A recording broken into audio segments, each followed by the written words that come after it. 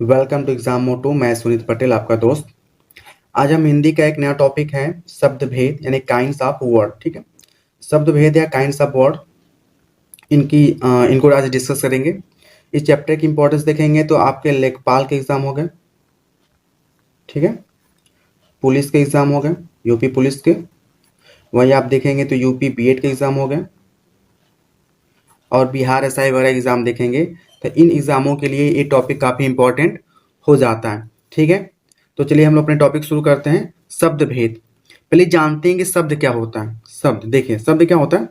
एक या एक से अधिक अक्षरों से बनी हुई स्वतंत्र स्वतंत्र सार्थक ध्वनि को शब्द कहते हैं। ठीक है, यानी एक या एक से अधिक अक्षरों से बनी हुई स्वतंत्र सार्थक ध्वनि को शब्द कहते हैं। जैसे कि हम, आप, तुम, कौन, ये सब क्या होते हैं? ये शब्द होते हैं। ठीक है, अब शब्दों का जो है कि उनकी उत्पत्ति के आधार पे, उनकी बनावट रचना के आधार पे और उनके प्रयोग के आधार पे उनको कई भागों में बांटा गया है। ठीक है, तो शब्दों का वर्गीकरण किया गया है। शब्दों का वर्गीकरण देखेंगे तो शब्द के वर्गीकरण जो है कि किए गए हैं, उसमें जो पहला आधार है आपका, वो पहला आधार है आपका उत्पत्ति के आधार पे। ठीक है, कौन सा आधार है? उत्पत्ति का। उत्पत्ति या स्रोत, मतलब कि शब्द आए कहाँ से। ठीक, इस यानी कि इसकी उत्पत्ति के आधार पे देखा जाए तो शब्द होते हैं आपके तत्सम, तद्भव, देशज शब्द कहते हैं या फिर इसको आगत शब्द कहते हैं। और तीसरा हो जाएगा विदेशी शब्द। ठीक है, इसको लोग क्या कहते हैं? विदेशी शब्द कहते हैं या फिर, ठीक है, या फिर इसको हम लोग आगत शब्द कहते हैं। एक चौथा और भी होता है, इसको कहते हैं संकर शब्द। ठीक है, क्या कहते हैं उसको? संकर शब्द कहते हैं। ठीक है, चलिए उसको लास्ट में देखते हैं। पहले इन सबको समझते हैं। देखिए, जो पहला है वो तत्सम शब्द है। ठीक, पहला क्या है? तत्सम। तत्सम क्या होता है? तत्सम यानी कि संस्कृत के ऐसे शब्द जिन्हें उसी रूप में हिंदी में प्रयोग किया जाता है, उसे हम लोग क्या कहते हैं? तत्सम शब्द। देखिए, जैसे कि अग्नि, वायु, माता, सूर्य, ये सब क्या है? ये सब संस्कृत के शब्द हैं जो कि हूबहू संस्कृत से उठा करके हिंदी में प्रचलित हो गए हैं और हिंदी में प्रयोग किए जाते हैं। तो ऐसे शब्दों को हम लोग क्या कहते हैं? तत्सम शब्द। ठीक है, यानी कि ऐसे शब्द जो हूबहू संस्कृत से उठा करके हिंदी में प्रयोग किए जाते हैं। अगला है तत्भव। तत्भव मतलब ऐसा शब्द जिनका भाव बदलकर, जिनका अर्थ बदलकर हम लोग क्या करते हैं? हिंदी में प्रयोग करते हैं। यानी संस्कृत के विकृत शब्दों को, यानी विकृत होकर बने शब्दों को हम लोग क्या कहते हैं? तद्भव कहते हैं। देखिए, ये संस्कृत का शब्द है उज्ज्वल। ठीक, अब इस उज्ज्वल को हम लोग जो है कि उजला, उजला रूप में यूज करते हैं हिंदी में। ऐसे संस्कृत का शब्द है कर्पूर। ठीक, कर्पूर, तो इसका हम लोग हिंदी में कैसे यूज करते हैं? कपूर के रूप, कपूर शब्द के रूप में इसका हम लोग हिंदी में यूज करते हैं। तो जो कपूर है, उजला है, सब क्या हो जाएंगे? आपके तद्भव शब्द हो जाएंगे। ठीक है, चलिए आगे बात करते हैं। आगे देखेंगे देशज शब्द होता है। ठीक है, देशज शब्द। अब देखिए, देशज शब्द क्या होता है? देशज शब्द जो होते हैं ये देश में जन्मा यानी क्षेत्रीय प्रभाव से उत्पन्न शब्दों को हम लोग क्या कहते हैं? देशज शब्द कहते हैं। इससे देखिए, थैला, लोटा, पगड़ी, गड़बड़, ठीक है, ठेठ, मतलब ऐसे शब्द जिनकी उत्पत्ति उसी देश में हुई है, यानी अपने देश में ही हुई है, ऐसे शब्दों को हम लोग क्या कहते हैं? देशज शब्द कहते हैं। ठीक है, अगला देखेंगे तो अगला आपका शब्द हो जाएगा, अगला हो जाएगा विदेशी। विदेशी या विदेशज, या फिर इसको हम लोग आगत शब्द भी कहते हैं। आगत मतलब जो कहीं से आया हुआ है। ठीक, यानी ऐसे शब्द, ठीक है, देखिए ऐसे शब्द क्या होते हैं? जो विदेश में जन्मा हो, यानी ऐसे शब्द जिसका जन्म विदेश से हुआ हो। ठीक, जैसे देखिए ऑर्डर, कंपनी, क्रिकेट, हॉस्पिटल। ठीक, ये सब क्या है? ये सब विदेशी यानी इंग्लिश के शब्द हैं जो कि हूबहू हिंदी में प्रयोग किए जाते हैं। ठीक, तो ऐसे शब्दों को हम लोग क्या कहते हैं? विदेशी शब्द कहते हैं। ठीक है, ऐसे आप देखेंगे विदेशी शब्द में कई ठो आते हैं, जैसे अरबी के शब्द हो गए, फारसी के शब्द, अंग्रेजी के, तुर्की के, पुर्तगाली के, जापानी के, चीनी शब्द, ये सब जितने शब्द होते हैं, डच के शब्द। ठीक, ये शब्द जो होते हैं सब विदेशी शब्दों के अंदर आते हैं। ठीक, इसके अंदर एक और शब्द होता है, इसको कहते हैं संकर। ठीक है, संकर शब्द।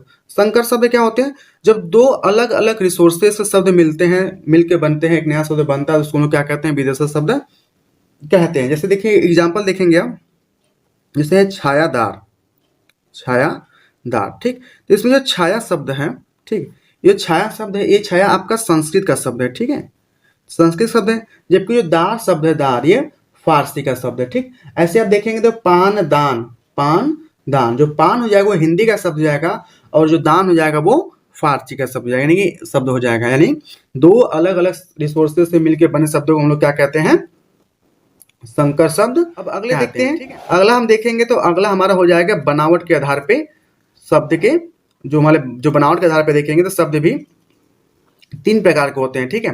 देखिए बनावट के आधार पे देखेंगे तो शब्द 3 प्रकार कौन कौन से हो जाएंगे।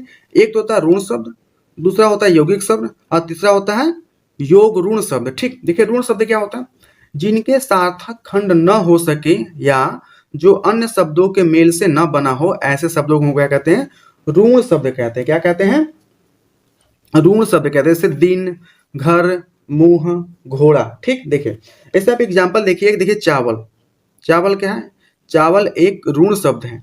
अब देखिए चावल को जब अब इसका खंड करेंगे तो इसको चा और प्लस व लिख देंगे, या फिर चा व प्लस ल लिख देंगे, ठीक। जब इनका खंड करेंगे तो इनके जो शब्द खंड हो रहे हैं, इन खंड वाले शब्दों को कोई मतलब या कोई अर्थ नहीं बन रहा है, ठीक।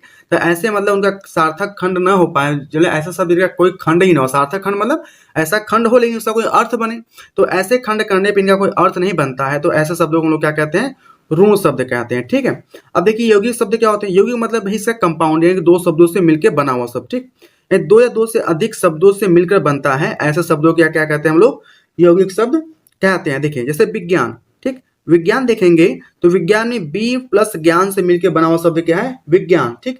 ऐसे देखेंगे विद्यालय, ठीक, विद्या प्लस आलय, ठीक। सामाजिक, समाज प्लस इक, ठीक। राजपूत, राजा का पुत्र, ठीक। तो ऐसे शब्द क्या होते हैं, जब दो या दो से अधिक मिलकर शब्द, दो या दो से अधिक शब्दों से मिलकर जो शब्द बनते हैं उसको क्या कहते हैं, यौगिक। देखेंगे यौगिक शब्द का जो निर्माण होता है वो उपसर्ग की सहायता से, प्रत्यय की सहायता से और समास, यानी उपसर्ग, प्रत्यय और समास, इन तीनों की मदद से ही क्या होता है, यौगिक शब्दों का निर्माण होता है, ठीक। अगला देखेंगे तो अगला हो जाएगा योग ऋण शब्द, ठीक। देखिए योग ऋण शब्द क्या होता है, यौगिक शब्द परंतु जिनका अर्थ ऋण हो जाए, ठीक। यानी कि जिसका है कि जो देखिए जो यौगिक शब्द होते हैं, यानी कि इसका क्या मतलब होता है, ऐसे शब्द जो होते हैं जो विशेष रूप में, ठीक, जो विशेष अर्थ में उनका मतलब दूसरा हो जाए। देखिए एग्जाम्पल पे समझिए, अब देखिए एग्जाम्पल देखिए, पीताम्बर, पीताम्बर का मतलब क्या होता है, पीताम्बर का मतलब होता है पीला वस्त्र। तो पीताम्बर मतलब पीला वस्त्र की बात यहाँ कर नहीं रहा है, यहाँ पीताम्बर मतलब यहाँ पे श्री कृष्ण की बात कर रहा है, ठीक। यानी जो शब्द है किसी विशेष व्यक्ति को दिखाए, जैसे आपने वो बहुब्रीहि पढ़ा है ना, तो बहुब्रीहि में जो होता है वैसे ही जैसे जितने भी बहुब्रीहि होते हैं समास होते हैं, आपको सभी के सभी क्या होते हैं, योग ऋण शब्द होते हैं। जैसे जलज, जलज का मतलब होता है जल में जन्मा हुआ, तो जल में जन्मा हुआ तो बहुत चीजें होती हैं, लेकिन विशेष तौर पे हम लोग किसकी बात करते हैं, कमल की बात करते हैं। नीलकंठ मतलब जिसका नीला, जिसका गला नीला हो या जिसका कंठ नीला हो उसको हम लोग क्या कहते हैं, नीलकंठ। लेकिन विशेष तौर पर यहाँ पे हम लोग शिव जी को कहते हैं नीलकंठ, ठीक है। चलिए अब अगली बात करते हैं, जो शब्द के रूप या प्रयोग के आधार पर, ठीक है, शब्द को रूप या प्रयोग के आधार पर इसमें देखेंगे, इसमें होता है विकारी शब्द, एक होता है अविकारी शब्द, ठीक है। विकारी शब्द क्या होता है, मतलब देखिए इसके नाम से लिखा है विकारी, जिसमें विकार आ जाए, ठीक, इसमें गड़बड़ी हो जाए, मतलब जिस शब्द में लिंग वचन व कारक के कारण मूल शब्द में परिवर्तन हो जाता है, वैसे शब्द को हम लोग क्या कहते हैं, विकारी शब्द कहते हैं। देखिए इसे ऐसे मैं एक शब्द बोलूं कि लड़का पढ़ रहा है, अब लड़के का लिंग बदलिए, अब कहेंगे लड़की पढ़ रही है, ठीक। देखेंगे शब्द क्या है, शब्द पे लिंग का प्रभाव पड़ रहा है ना। यानी देखिए जितने संज्ञा के शब्द होते हैं, सर्वनाम के शब्द होते हैं, विशेषण के शब्द और क्रिया, जितने संज्ञा सर्वनाम विशेषण क्रिया होते हैं, इन सब को हम लोग विकारी शब्द कहते हैं। यानी कि ऐसे शब्द जिन पर लिंग वचन व कारक के कारण मूल शब्द में परिवर्तन हो जाता है, उसी शब्दों को लोग क्या कहते हैं, विकारी शब्द। और जिसमें संज्ञा सर्वनाम विशेषण और क्रिया, इन सभी शब्दों को विकारी शब्द कहते हैं।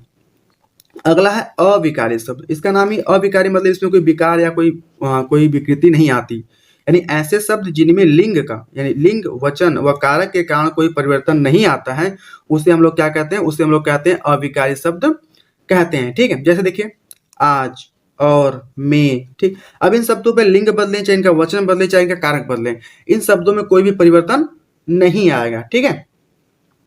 तो इसको हम लोग क्या कहते हैं, अविकारी शब्द कहते हैं। तो ठीक है, तो 3 आधार पे कौन, उत्पत्ति के आधार पे, रचना या बनावट के आधार पे और रूप या प्रयोग के आधार पे शब्दों के प्रकार हो जाते हैं, ठीक है। तो आज के लिए आपका प्रश्न, आज का प्रश्न आपका क्या है, आपको बताएं चारपाई, आपको बताना है चारपाई जो है किस प्रकार का शब्द है। आप इसका जवाब कमेंट बॉक्स में दे सकते हैं, ठीक है। और आज का वीडियो हम यहीं पे खत्म करते हैं। अगर आप लोगों को हमारा काम पसंद आए ठीक है। तो आप इसको लोगों को बताएं, लोगों को शेयर करें, और आप अपने विचार हो, कुछ राय सजेशंस हो तो कमेंट बॉक्स में कमेंट करें, ताकि हम लोग उसके हेल्प से अपनी अगली वीडियो में आपके लिए आपकी जो चाहें उसको हम आपके पास ले आ सकें। और वीडियो को लाइक करें, जहाँ तक हो सके तो अपने दोस्त मित्रों सगे संबंधियों के पास इसको पहुँचाएं, और चैनल को सब्सक्राइब करें। तब तक के लिए अपना ख्याल रखिए, मस्त रहिए, खुश रहिए। जय हिंद।